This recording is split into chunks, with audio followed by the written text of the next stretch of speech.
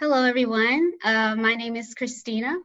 I am here with the IU Arts and Humanities Council, and I just want to welcome you all to the Juneteenth Artist Roundtable. The IU Arts and Humanities Council is an organization on campus that seeks to promote art and humanities experiences and make them accessible, but also inevitable to students and staff, as well as the Bloomington community. And so with today in our event, we really wanted to highlight and celebrate today. It's a very special day in our history, and it is Juneteenth. And so I have two lovely ladies, and we're just going to discuss this day, topics related to Black culture, and also just like their work and the things that they're doing. And it's amazing work. And so I'm so glad that they're here with us today. And so we have, for our guest is Renée and Just Duléa. So I'm so glad that they're here today with us. I do want to formally introduce them first. And so Renée is a poet from Columbus, Ohio. She is a third-year MFA candidate at Indiana University, where she has served as nonfiction editor of the Indiana Review and associate director of the Indiana University Writers Conference. Her work has been supported by the Fine Arts Work Center in Provincetown, Kenyon Review Writers Workshop, and the Minnesota Northwoods Writers Conference.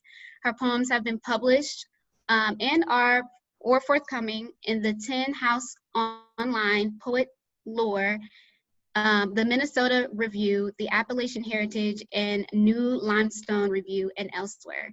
And she believes in Black joy. And then we have Just Duléa. She is an author, a lyricist, an educator, and spoken word artist from the East Coast. She is the founder and creative director of Conviction to Change Publishing LLC, a publishing company devoted to helping those in underrepresented communities to be heard. Being an African American queer woman, Just Duléa understands the importance of creating compelling, thought-provoking pieces. She has published 4 books and has been featured in several anthologies. Presently, Just Duléa is in her second year doctoral program in African and African American diaspora studies at IU Bloomington. And so I'm so glad to have these people, these ladies here with us today. I know them personally, and so they're just great people. And so I just want to first off say, how are you guys doing today on this Juneteenth, on this Friday? How are you feeling? All of that. I mean, I'm just excited to be here. Thank you for, including me in this. It's a beautiful day, and it just feels charged with, just Black joy and brilliance today. So I'm here for it.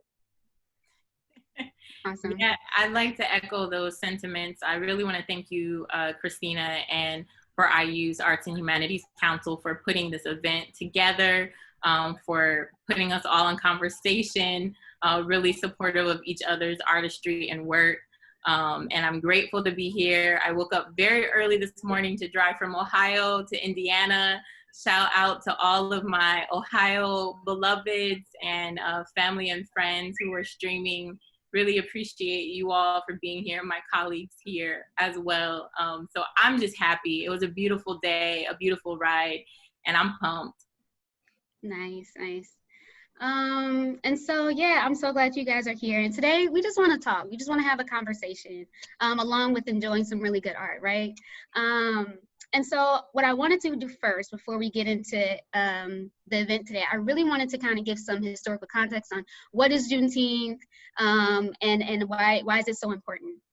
And so January 1st, 1863, the Emancipation Proclamation was issued, signed by Abraham Lincoln, and it declared that African Americans were no longer slaves. Unfortunately, that message didn't get to all the southern states or all the way across the US, and specifically Texas. And so it wasn't until a year and a half later, June 19th, 1865, the Union General Gordon Granger, where he came to Galveston, Texas, and talked about how the slaves are free. And so that's when Texas actually were freed their slaves. And so the hundreds of thousands of slaves that are already there, that's when they became free. And so this day is to commemorate and to recognize the ending of slavery in the US. And so it is a holiday that is so important to our history. And I also think that it's very important considering what's happening right now in our social and political climate, that we acknowledge this. And so there's also been like rituals that would be associated with Juneteenth, and throughout the years, it kind of fizzed out, but then like with the civil rights movement, it kind of came back alive. And so in the late 80s, Juneteenth became a state holiday in Texas. And then in the late 90s, I think Congress had said that this renamed it as Juneteenth Independence Day. But unfortunately, this day isn't like an official American holiday, but I think that doing events like this and promoting it and like continually celebrate it is very important, and that we should make it, an official American holiday. To truly celebrate the independence of everyone in this country. And that independence is, further than just July 4th. And so I wanted to just start off with that so that we can really know the significance of this day, and that we can really understand the significance of what that means for the Black community, but then also just for this country as a whole, right? And so to start off a little light, I wanted to know you guys' personal experience with Juneteenth. So did you guys celebrate it? Is this like something that you have traditions with? What is your experiences with Juneteenth? I don't remember when I first learned about Juneteenth, but I feel like it was during my master's program, because I remember feeling really betrayed that I went through 12 years of school plus 4 of undergrad, and it wasn't until graduate school that I'm like, this is a thing. And so since learning about it, I wasn't able to celebrate immediately, because since it's not a nationally recognized holiday, work commitments. But for me personally, I would try and buy Black, which is something I try and do every day, but with a special emphasis or highlighting those in the community who were doing the work, until I was able this year to actually celebrate it out in community. Mm-hmm. Renée? Yeah, nice. I did grow up learning about Juneteenth. It did not come from my actual public school education, but from the myriad of family and friends around in my life. Columbus, Ohio, where I'm from, would have a Juneteenth celebration in the park. I believe it's called Genoa Park now. Where vendors would come out and sell handcrafted wares. There would be performances and poetry. Folks who were community activists would do health screenings. Churches would give out information. It was truly a celebration of what it meant to be Black, what it meant to have overcome, an expression of joy and care. There was like arts and crafts and that kind of thing. And so I remember attending some of those, but unfortunately that Juneteenth celebration, to my knowledge, has been discontinued. And so I'm hoping, as more people are celebrating Juneteenth right now, and there's been special attention to the holiday given the current climate, that there will be more efforts made to make this a nationally recognized holiday, and not a holiday that's a day off, but is, as we've been talking about, a day on, where we can celebrate our culture and where other people can come and have an experience with us that they may not necessarily have in their everyday lives. Yeah, and I like the two different experiences. And so I feel like I personally didn't know till about 3 years ago, to be honest. And then I was part of this planning committee to put on a Juneteenth celebration last summer. But it's interesting how you have these two different, like, oh, I didn't know about it, but then I've always known about it, but like celebrations can, you know, be far few between, or where have you. But yeah, and also I like what you were saying about where do we go from here. I think Juneteenth is this marker of like the ending of something, but also like this new beginning, and like where do we go. And so you just touching on that was just really good. Also, I want to say that we will also have a Q&A portion at the end of the discussion. And so I just want to plug this in, is that throughout this conversation, if you have questions that you want to ask, put it in the comments below, and we'll get to them, as many as we can during the Q&A session. And so now I really want to transition into hearing from these ladies, and hearing their perspectives and the things that they've been working on. And so we'll first hear from Renée, and then we'll go right into Just Duléa's work. Great. Well, thank you all again for joining us. Today I'm going to read two poems. Both poems really are dovetailing with the work that I'm currently doing on my book, which is heavily inspired by my own family's history and our genealogy. Gratefully, I did receive a grant from the university to do some archival and genealogical research this summer. And in doing so, and in being in Columbus for a little bit prior to returning to Bloomington, I was able to talk to some family members about some of their memories and capture some of that on audio tape.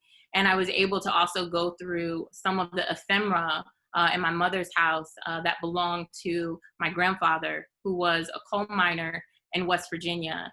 And so the first poem that I want to read really, for me, embodies Black joy, which for me is with family, where we can share food, where we can share stories, and where I learn a lot about the history of where my family has come from and what my family has overcome.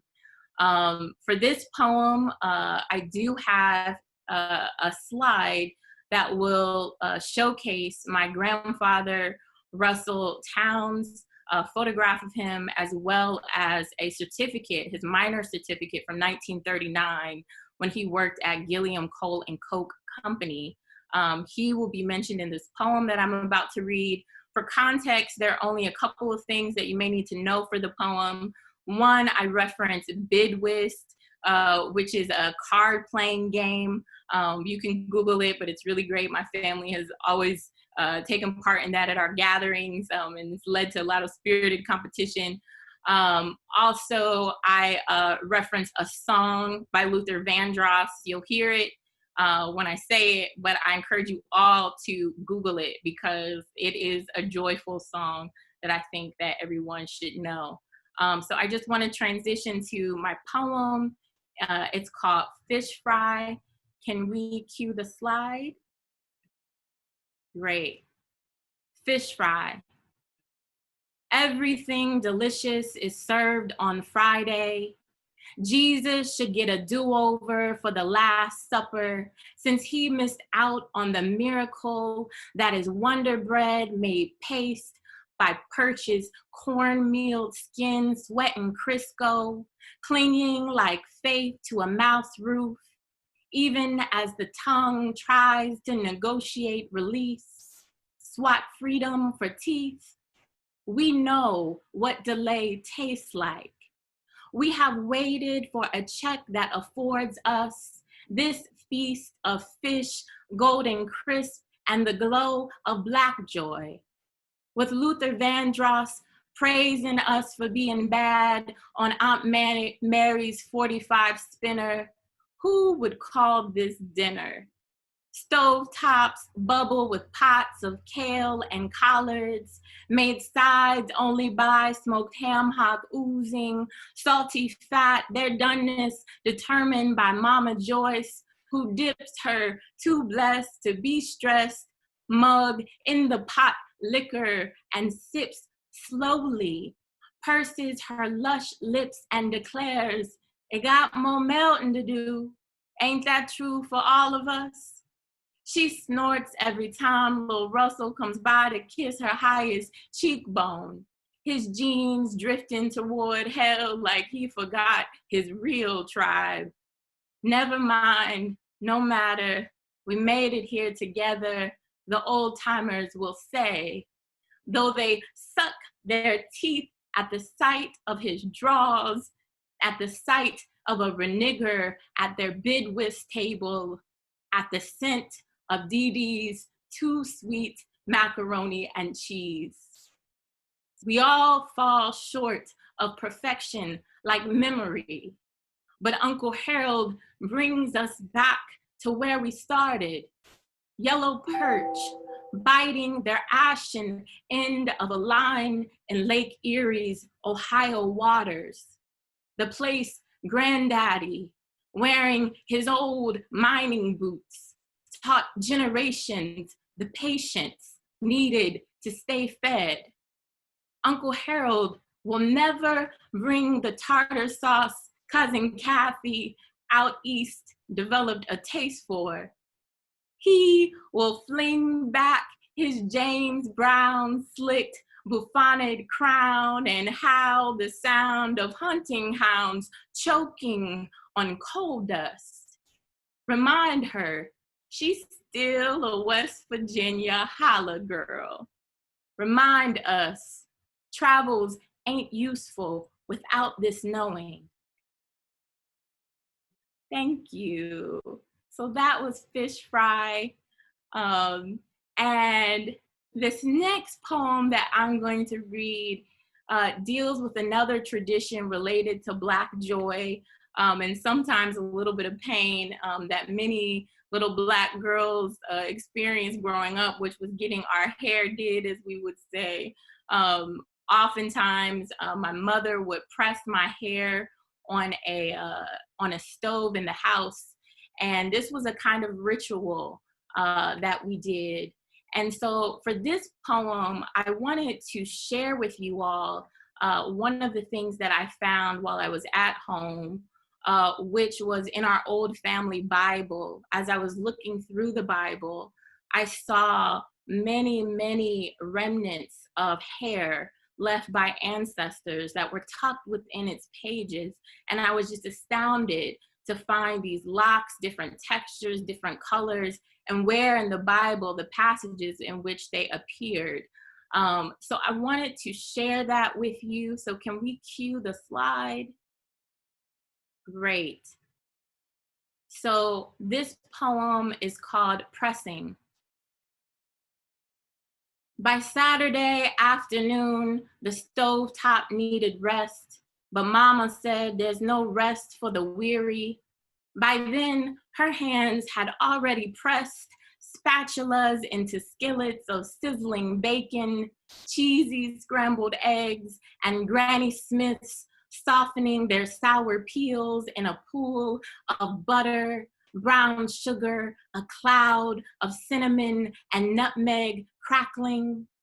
This was our tradition, full bellies after cleaning the apartment until it reeked of Clorox bleach, until windows were Windexed, almost as transparent as air, but ours tinged fake pine tart, as if cardboard trees hung bright green from the newly glossed wood furniture.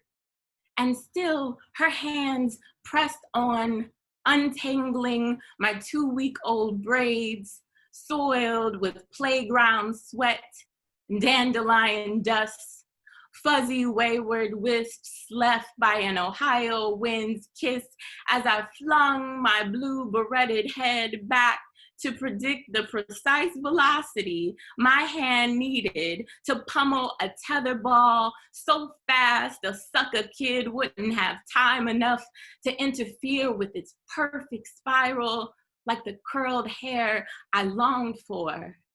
Mama scratched my scalp clean with French tip nails in the kitchen sink bubbles, foaming away stories of my days she always asked about.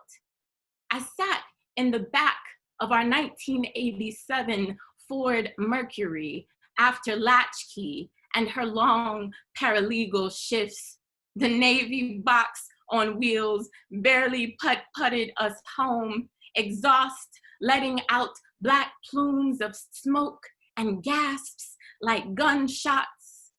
Mama pressed her foot down on the pedal to carry us to the weekend when she cranked up the boombox loud enough to hear Mary J. Blige crooning about real love over the hairdryer, and shellacked my fro with scoops of Royal Crown Petroleum, dressing down the full shaft of my fluff, wielding the same oak-barreled pressing comb my grandmama heated on top an old coal stove in the kitchen of her mining camp shack, telling my mama, as my mama tells me now, to hold down my ear when she hovers near my temples, so scorching brass teeth don't take a bite of my barely worn skin. Thank you. Thank you, Renée, for such poignant and great poetry, and for letting us have that insight into your family story. And so I'm Just Duléa. I'm going to share a few poems that were written between 2017 and 2019 during my master's program as part of my thesis that is titled Sankofa. Keeper of Stories. My spirit travels nightly, soaring high and free, expanding the barriers of memory. I wake to ancestors in my room, seeking to be heard, drawing me to record so their stories may be told. They instruct me in the ways of old to reclaim legacy. I learn their dreams, their fears. I feel their anger. I am careful to be attentive to their leading.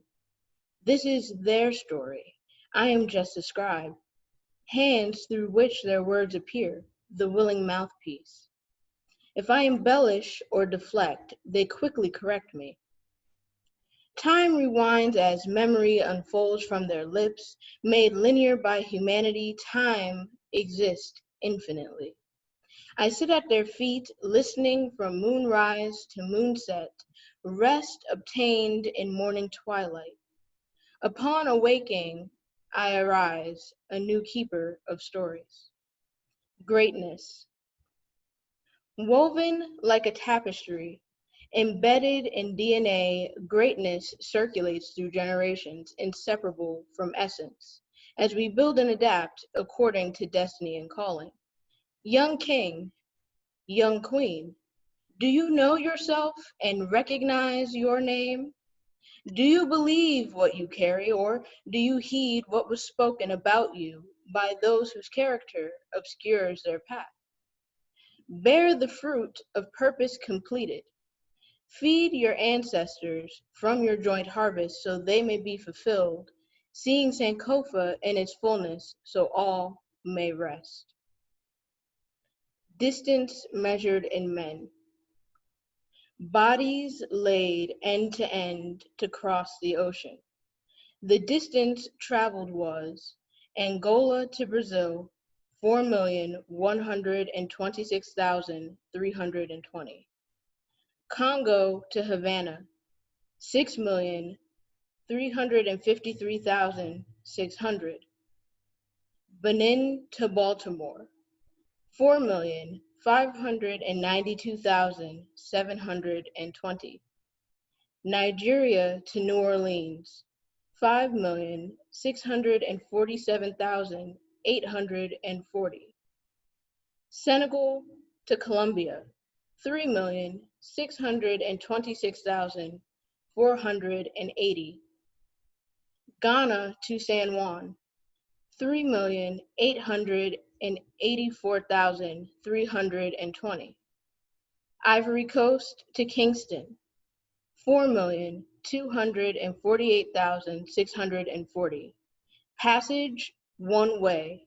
Measurements do not include women and children. I dream. I dream of the land my soul is from. Hands the color of onyx containing the universe beat the djembe to call me home. Yet I awaken in a land alien to my being, meant to break me as I build platforms for others, pulling at my very essence, understanding the creative potential I possess and they lack.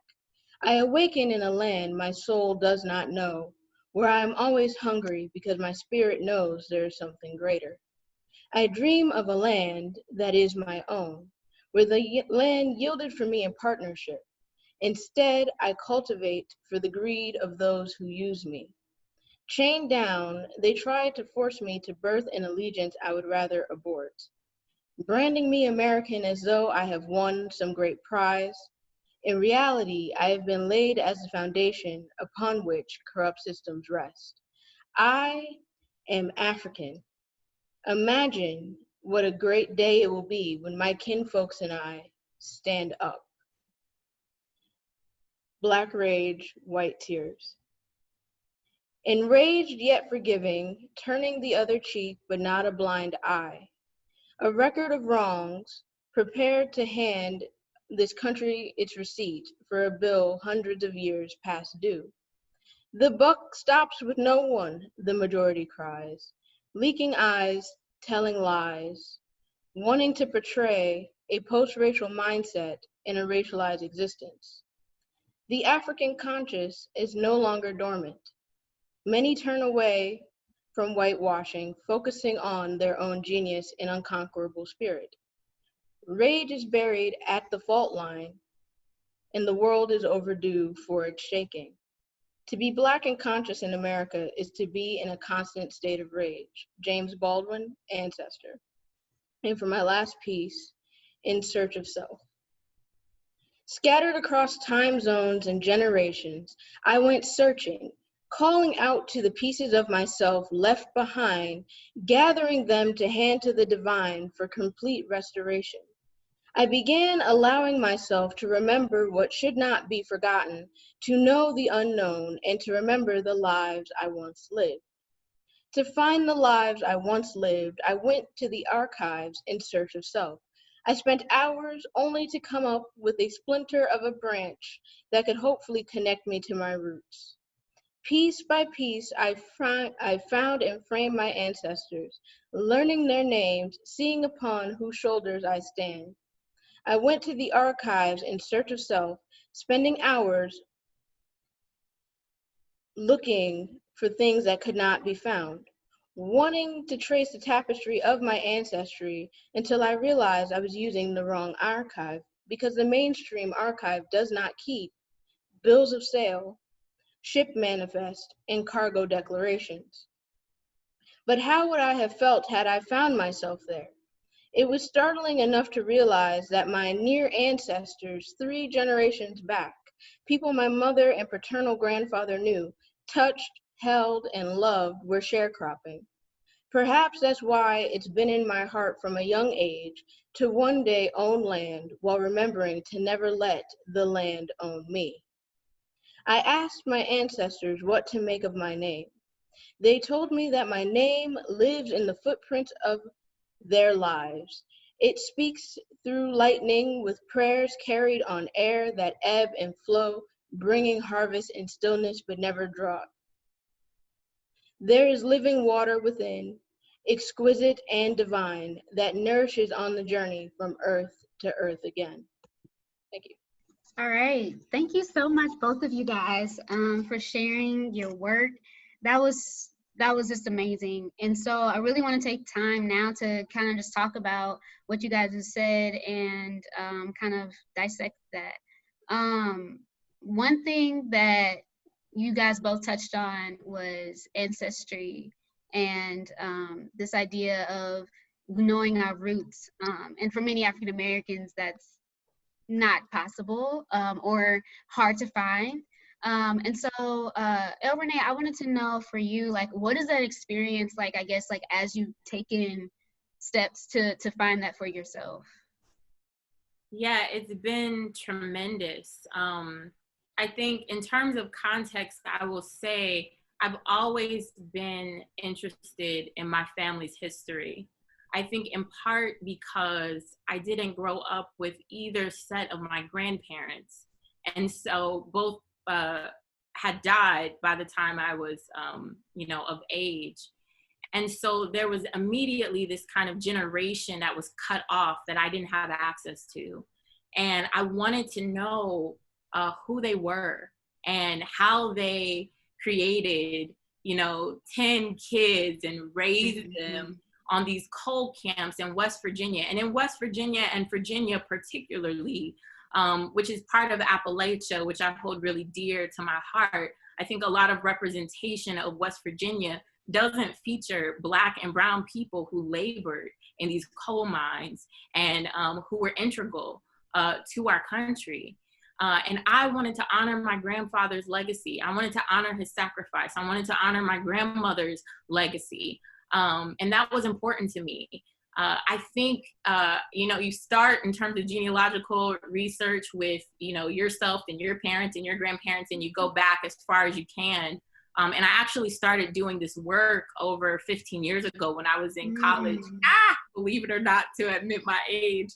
And it was astounding because I went to school in Virginia and I was able to locate land that a great ancestor had actually purchased in Appomattox, Virginia, which was the site of the last battle of the Civil War. And to think a Black man was able to purchase land there, and that there's a family cemetery that's still there, that I was able to bring my relatives to, was just tremendous, that there's something tangible. And that's something that is often hard for us to think about what has outlasted these stories, our own archive, as Duléa was talking about, that we have, archives with pressing combs and with letters and with recipes that are just as important, if not more important, than birth and death records and marriage certificates, which I'm also looking at. So my goal is to kind of preserve that for my family and make sure that the next generation coming up will know where they come from, because when you know where you come from, no one can tell you where you're gonna go. Amen. That's really good. And I right, snaps on that. Because that's always something that I've even thought, because I only know back to like my great grandparents, but that's even only like my great grandmother, and there's not much information past that. And so having to dig, but I imagine that to be a very emotional experience. And it's like a coming to self almost, which is really cool. So Just Duléa, I really wanted to know like your inspiration. So you said your work came from your master's thesis, and so I wanted to know kind of like your inspiration behind like you picking these pieces and just creating and the message that you shared today. Sure. So my master's is in creative writing for poetry and playwriting, and I didn't actually have an idea of what I was going to do going into my master's program. I'm like, I'm just going to write poetry.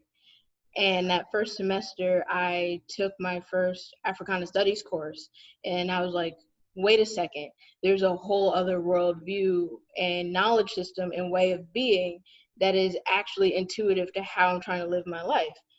Tell me more. And so once I took that Africana Studies class, it was a wrap, and it shifted my poetry, because in Africana spirituality and also knowledge systems, your ancestors are your first line of defense, because they're closest to you, because they know you and they want to see you win. And I remember in my first creative writing class, our prompt was to just basically start meditating, which isn't something that I had done since I was a kid. And they're like, sit still, meditate, and see what happens.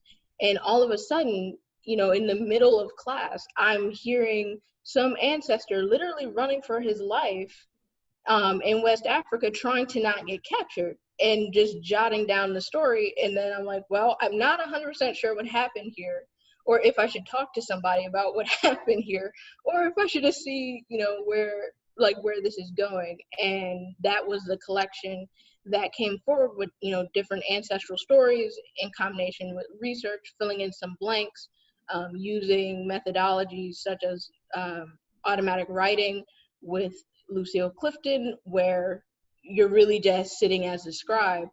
And also thinking about, you know, with Juneteenth, I've seen a lot of protest signs lately that's like, I'm not my ancestors.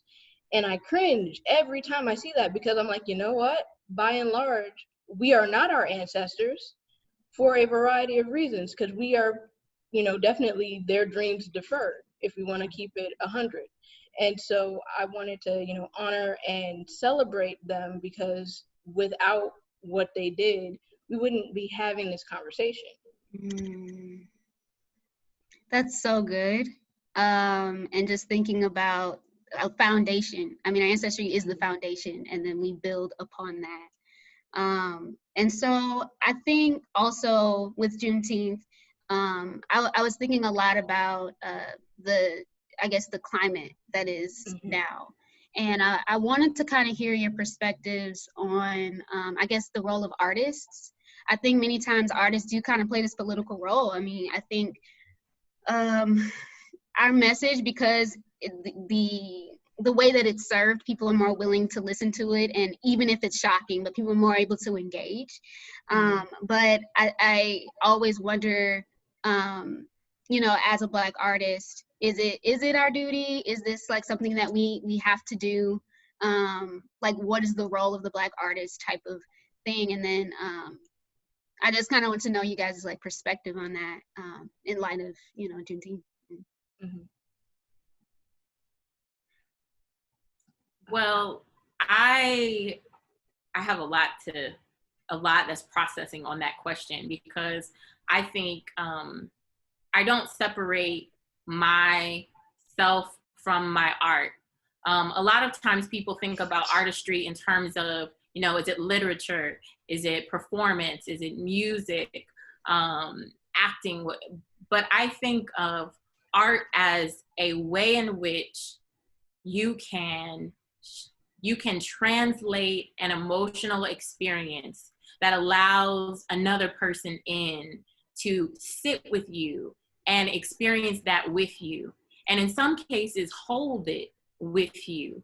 And that's something that conversation doesn't always allow, because there are some people who are not willing to do that work of radical vulnerability, to connect with people who may not look like them or have their same experiences.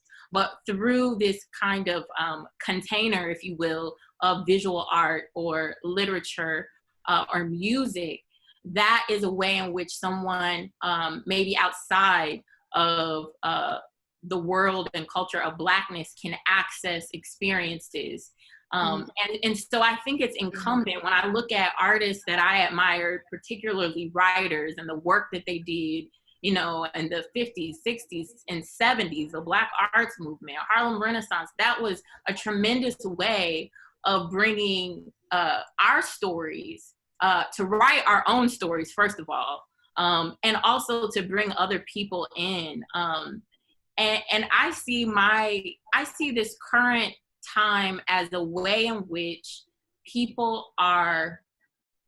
many people are listening, many people are looking, many people are going through questioning why they believe what they believe. Where did that come from in their family?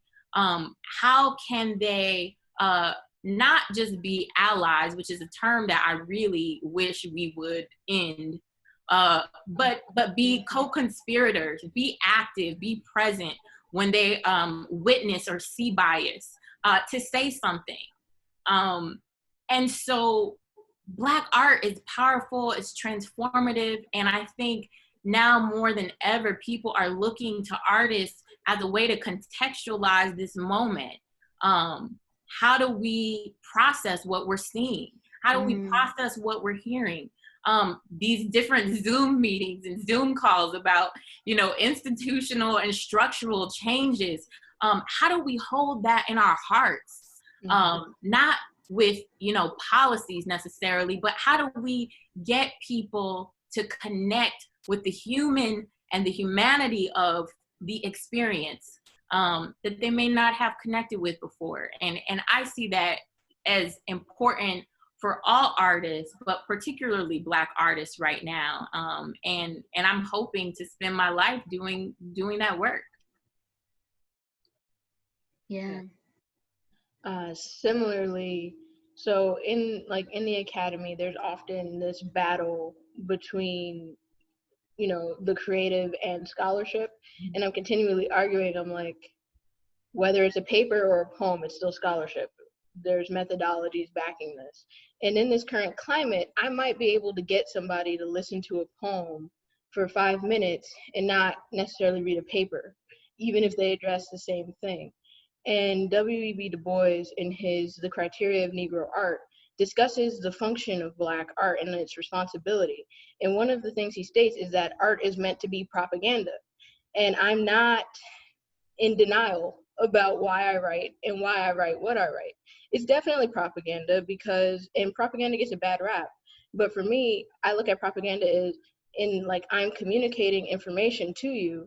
And so if you're not thinking about something that has been said and shared with you, then I feel like as an artist, I haven't done my job. Because I'm not trying to create noise, I'm trying to get a conversation and a dialogue, you know, started. But at the same time, in this, you know, climate, a lot of artists feel like they have to produce. And to be quite honest, I haven't written anything new lately because I'm going to take a nap. I'm going to rest. I'm going to, you know, put myself on timeout and stay off the internet because I can't create if there's too much noise. So there's also that balancing of a responsibility to the public as an artist, but also the responsibility to self to, you know, be able to be centered and grounded enough to create something useful. Can I just tag that too? Yeah. Because I feel that so hard. Oftentimes when there are, you know, shifts in culture or in history, you know, folks turn to the scribes to say, okay, what do we make of this? Tell us now, how do we process this? While we are actively still trying to process it for ourselves. And one conversation I had with a beloved really helped me is to think about your art, and particularly we're talking about writing right now, not necessarily a modality that you are actively engaging with, but if you are looking, if you are listening and you are thinking, you are writing. And sometimes I feel a little bit of guilt if I don't have the pen to the page, but I will take voice memos or of an image or something I saw or something I heard or something that I know, okay, it's too hot for me to access right now, but I want to go back to this later. I want to tag it. And that's still doing the work. So I want to honor you for saying that because I feel that, but I also want to put that out there to other artists. Do what you need to do to care for yourself. Don't feel like this moment is a time where, you know, how do we perform our grief for the world to see? Think about, you know, what you need to do to be well, because your wellness is the foundation for everything. Yeah, self-care and the word that you said, Renée, was process, and that really stuck with me because I was just thinking, because this is a lot, and it's I think that probably from the Black community we've been processing a lot of this already, but then I guess with the added, you know, I guess I use the term ally, but you know, the non-people of color are also engaging right now, and this is the most I've seen them engage. And so processing that, and then okay, now I need to say something about this, and sometimes that can just be too much, and sometimes you also don't want to speak too soon. You know what I'm saying? And making sure that when you do say something, that it is of use and it is a message, like you said, Just Duléa, not to just make noise. And so kind of that kind of leads to one of my questions. I wanted to know, what does self-care look like for you, and just as an artist, or Black women you know, and all this thing, the whole spectrum, because all these things can accumulate and can add stress and things that we need to like be mindful of when taking care of ourselves.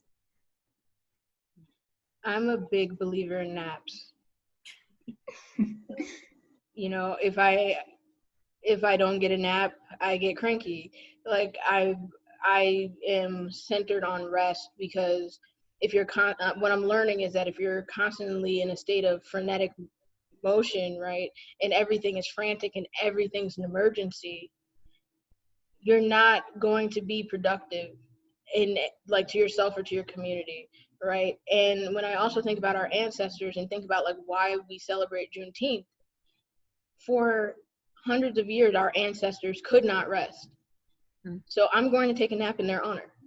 You know, like that's what I'm going to do, because it just, you need that time. And for me, I get creative inspiration as I dream, and I can't do that if I'm constantly moving.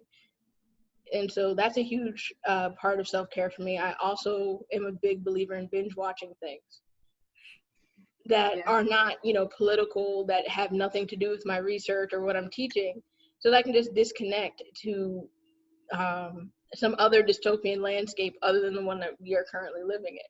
So for me, like, rest and just disconnecting are two like central parts of, you know, self-care. Well, I'm a very how do I say? My senses are very sensitive.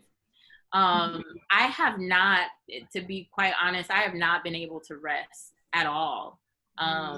My mother would probably say, you know, I have been up, try to go to sleep, wake up a couple hours later, like for weeks now. I have not gotten any rest. So I haven't had any dreams. I think for me, the way that I look at self-care is tactile. So in terms of auditory, I sing, my poor neighbors in my bathroom, but I sing, and that for me is a release to release a sound from my body. And it may not necessarily always be a song with words. It may be a moan, it may be a hum, but it's a sound that I feel that I have to let out. So I do that. I also am a big believer in ritual baths. So Epsom salt, bubbles, bath oils are your friend. Slap on a face mask, because I feel like a lot of this I've noticed from myself, especially as I've aged, I hold in my body. And so, you know, folks aren't out here, well, maybe some of y'all are, but get massages and things like that. So it's like, okay, how do I let this out of my body, out of my mouth and out of my body? And the other thing that is huge for me is prayer. No matter what your belief system is, I believe, at least for me, it's important to talk to God and ask questions, because I have a lot of questions, and it's not always just about, you know, just saying, you know, pray the thing away. No, be in dialogue and in communication. And for me, it's like, yo, God, what the heck? I've had those kind of conversations that have been important to me. And when I notice the questions I'm asking, those are things I can meditate on and think about later, that I may not be necessarily aware of, you know, through writing or through journaling. There's a disconnect sometimes with me between my mind and my actual hand, because I find sometimes when you write the thing down, that means that it's real. And sometimes we don't want the thing to be real that we're writing down. We're fighting the material presence of it. And so there's some things I can't journal and write down because I don't want to acknowledge the fullness of what that may bring in that moment. So prayer, sound, baths. Yeah. Yeah. And I think it's so good that we touch on this, because I think self-care, mental health, all of that is so important. And there may be a lot of just Black people feeling like they have to perform right now, or like have all the answers, or do all these things. And it's just like, it's okay to not be okay. And so you telling not only how you feel, but also what you've done about it could like really help someone. And so I really wanted to touch on that. Yeah, and so I really, really enjoyed this conversation. I really wish we could like just go even deeper. I did have like one more question. And I wanted to talk about Black joy. As Juneteenth, we are celebrating. And so actually earlier this year, the council had partnered with the Black Joy Collective. Shout out to Quentin Stroud. Yeah. Yeah, and we put on, huh? I said, and Ross Gay. And Ross Gay. And Professor Abagunde. And Abagunde. And Blair and Nelson. They also work with, yeah, everybody, okay. But yeah, it was an amazing conference. And it highlighted the importance of Black joy and what is Black joy. And then it also had the art influences, and like, so we had art workshops, a poetry workshop that was led by Renée, and then we had a dance and a adult coloring workshop. And so that way people can engage in different art forms and experience joy different types of ways. And so it was really, really cool and refreshing. That was when we could all, you know, be in one place right before the world like fell apart. But I think that topic is so relevant right now, today. And so I didn't want to leave this conversation without asking about Black joy, and what does Black joy mean to you, and how do you experience it? So for me, Black joy is the ability to show up as myself on my own terms. Because one thing that I constantly teach my students is that Blackness is not monolithic, right? And so there are multiple expressions of Africanity, both in this country and throughout the diaspora. And so what brings me joy is knowing that at any given moment, I could, you know, pull out a longboard and go skateboarding down the street, and I'm in being joyful and cautious, of course, but full of joy, and still be, you know, as Black as I am when I'm trying to break dance, or, you know, when I'm trying to step or do other things that require other types of movements. And so it's just like the ability to tap into a wide range of experiences and modes of being without having to be boxed into any one construction at any one time. Yeah. That's good. I think Black joy for me, whenever I hear that word, I think of sound. I'm a very sound-oriented poet. My ear is probably my strongest sense of our five senses. And so a lot of times for me, that's with music.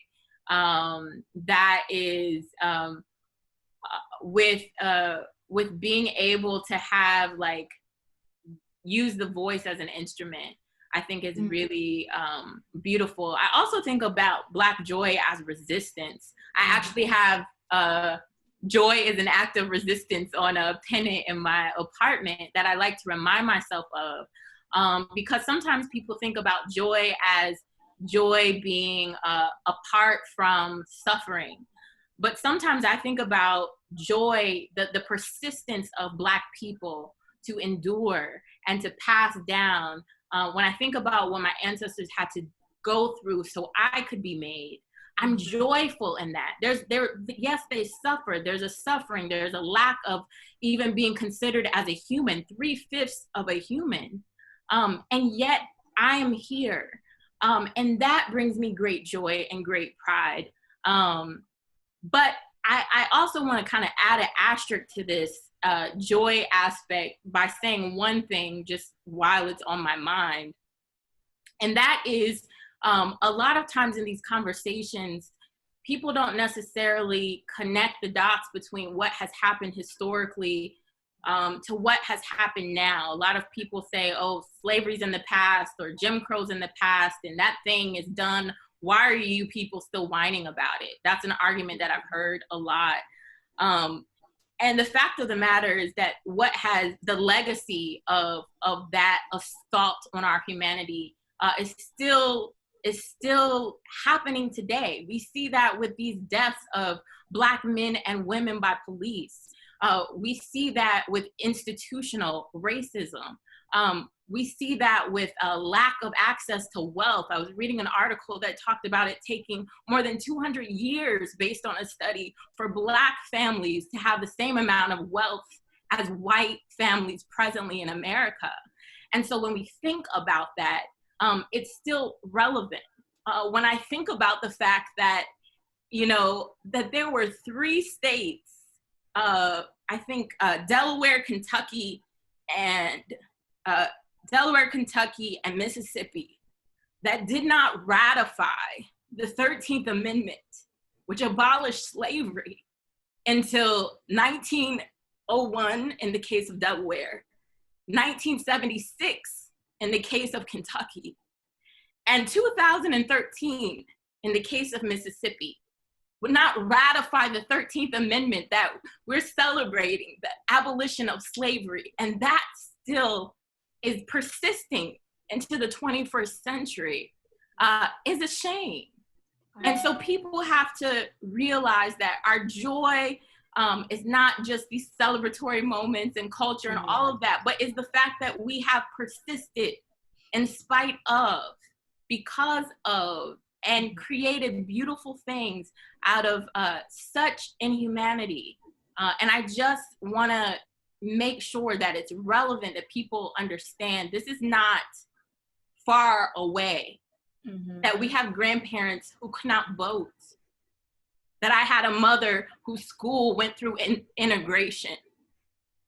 This is not ancient history. And to Jess, if I may, briefly to tag team on that, one thing my grandmother always taught me was never let them see you sweat, right? And so what I have found as I've gotten older is few things irritate people who are trying to get under your skin more than you being happy when they feel you should be suffering. And so joy isn't, but joy as an act of resistance doesn't mean that there's not suffering and sorrow and that there's not work to do. Because if we're living a balanced life where there's joy, there is sorrow. But, remembering that at the end of the day, we have reasons to celebrate, even if we're not where we want to be or feel we should be. We are further at this moment in time than those who got us here could have even possibly imagined. And so just even like for me, Black joy is also an act of gratitude, because I acknowledge I didn't get myself here. I was born of a mother who was born of a mother who's born of a mother from back to the beginning of time, and from a father who was born from a father from the beginning of time when the first match was made, right? Like, because we all go back to the same point. And so it's like that gratitude, knowing that we've got centuries of people who walk with us, so we're protected. And that protection makes me happy, because I'm like, well, I'm not fighting this battle on my own, because I've got a whole collective that walks with me. Yeah. Oh, that's good. Good. Yeah, and to just kind of add to the conversation, I was just thinking of the word intentional, and like the different, like how joy is more of an intentional thing, where like happiness is more so based on what's happening in the current moment. But joy is that intentional, like in spite of, I still have joy. And I was listening to this podcast the other day, and it was this therapist, and the podcast was on the loss of 2020. And how like this year we've just lost a lot, and it started with Kobe, and then COVID, and then Ahmaud Arbery and George Floyd, and just all these other things, and then also these symbolic losses of graduation and senior prom, and just like it's just a lot, And so, but she was saying how whether it's a symbolic loss or like an actual physical loss, with trauma, joy has to also be there. Because that's the only way you can make it through. And so, so what you guys were saying reminded me of that. And it was just like, yes, joy is the persistence, joy is the resistance. And all through that's the intention too. And so, yeah, I really enjoyed this conversation. I thought, Me too. yeah. I did want to see if we can take, we are kind of running close, so I'll probably just take one question from the audience. We do have something. Oh, someone says, can you expand on why, to Renée, on why you want to stop using the term ally? Okay, I'm going to try to be brief. I think the term ally has gotten to a point of being watered down, where it is not, it's no longer active. And I think a lot of people look at allyship sometimes in terms of their goodness. Sometimes when we think about racism and bias, it's you're a good person or you're a bad person, and bad people are racist and good people are kind. But that kind of glosses over the personal accountability to look at what is your position in the society? How did you get that position? What is your power? How was that power acquired? And how a lot of these conversations are about that we're having now are about white people, quite frankly, being uncomfortable about giving up positions of power to support Black people specifically and other brown people in the world. And that requires active participation. I think it requires people being uncomfortable. It requires people calling out bias when they see it. It requires verbing. And I find sometimes when people talk about allyship, it's about a word that some of my friends and I were talking about, this idea of holding space. We'll hold space for you to share your feelings. But then what happens after that? I've told you, this is my experience and this is how I'm feeling. And then what do you do with that? What are the action steps that are used there? When you witness racist language being used at a meeting or in a classroom, what do you say in the moment? And I think that's important, that people think about being uncomfortable. We're not always going to get it right, but doing the work, being willing to put yourself out there as a participant, standing next to, not these conversations necessarily about how you're feeling, because that doesn't change anything.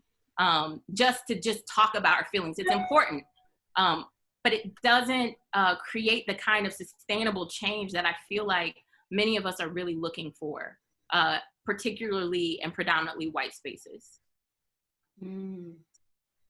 That's good.